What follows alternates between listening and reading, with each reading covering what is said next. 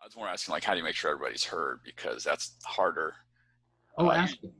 Usually, people, when they talk over each other, eventually they stop because you can't understand anybody, so they just stop Right. talking over each other. But it's like I've run into personally, like one person tends to talk the most, Mhm. which is the same in real life, but it's harder when you're online because like you can't say, oh, you two pair up and talk to each other, right?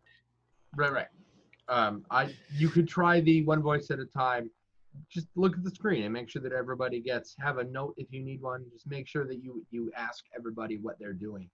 Yep. I have this thing we're doing on today's table. Today's Friday, right? Yes. Yeah, okay. Friday's table, we're doing this thing called Popcorn Initiative, which oh God, I do not like it. Wow, do I not like it? But they love it, so we're doing it, and it's gone a long way to alleviate that problem. So Popcorn Initiative, say there are 3 players and a Minotaur. Player when the round starts, I quickly decide which one makes more sense based upon the action at this moment. Let's say player A spills into the room with the Minotaur. Players B and C are behind him. Yep. Player A, what do you want to do? He does what he wants to do, and then he decides who goes next. Player B, C, or the Minotaur. So what say he chooses player B does his thing. Now player B has a difficult choice. Does he choose player C, thus allowing him to go before the bad guy does? So in theory, everybody gets to hit the Minotaur or whatever. Yep.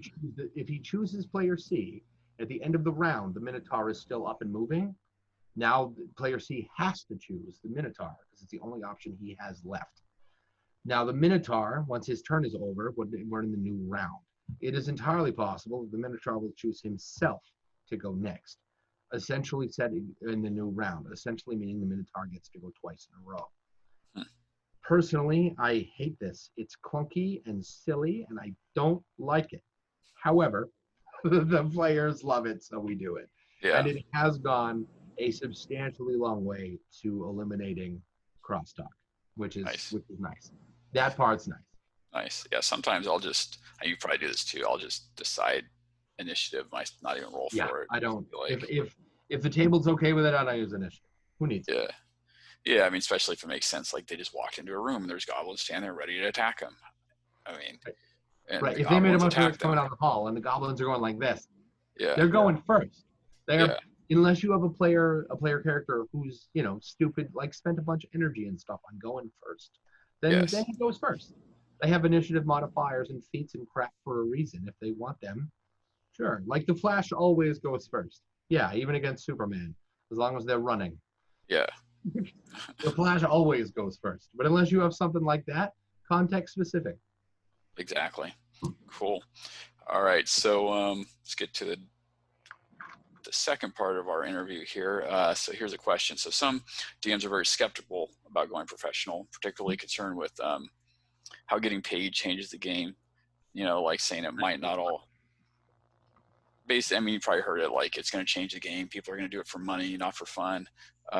It's not as fun for players. All these different things you've probably heard. I've heard them. We've all heard them. So what is your experience with those concerns, and how has charging for your services changed your games? So uh, it hasn't really. I do have the Sunday table. I've been playing with them for a year and a half longer than I've been hosting professionally. So I did not charge them money. I can't bring myself to do so, even though Sunday is a great day for making money because lots Mm-hmm. of people have that day off. Much less people work on Sunday than they do on, say, Wednesday. Mm-hmm. I have a hard time scheduling tables on that day because those friends are great friends, and great friends are worth more than any amount of money. Yep. So while that's definitely anti-capitalist, and this is definitely a money kind of thing, so doesn't really live in the same house it does here, and I just get over it. Mm-hmm. And I can't. Well, yeah. I mean, But I have discussed with them what that would look like. And a couple of friends at that table would like, yeah, if you ever ask, sure. yep. I went, really? And they were like, well, yeah, we're your friends. We want you to succeed. Duh. Yeah. And I went, oh yeah, I forgot about that. Sorry. Yeah. I feel like there's this weird idea that's brought on by I think the corp. I don't know what it is, but it's a modern idea that you can't charge your friends money. And if you look back like 100 years ago, You can. everybody You can and you should. Everything was a mom and pop shop, and who do you think bought from each other? They all knew each other. If you're in a small town, you're all friends.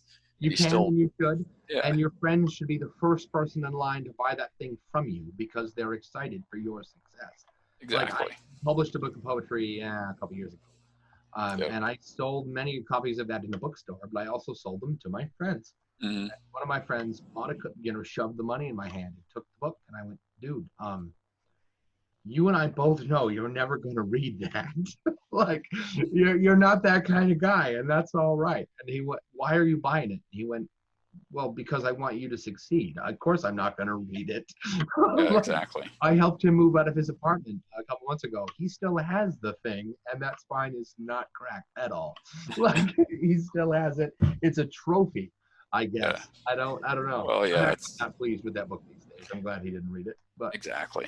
No, I agree. So you encounter people that are like, well, like one of my friends on Sunday, we've talked about it because not charging them allows me to talk to them about it with a certain air and comfort that you might not otherwise have, since they know the pitch isn't coming. Yeah.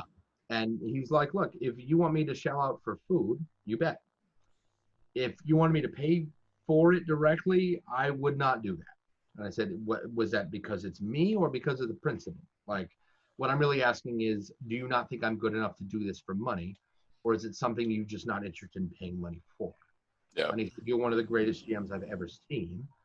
I wouldn't pay. His favorite GM in the whole world is Chris Perkins. Huge fan. And he goes, I would not pay Chris Perkins to host a table for me and my friends. Not a chance. It's just not the kind of thing that I pay money for. Yeah. And I get that, because there are things that I know there are things that my friends have paid money for that I would not.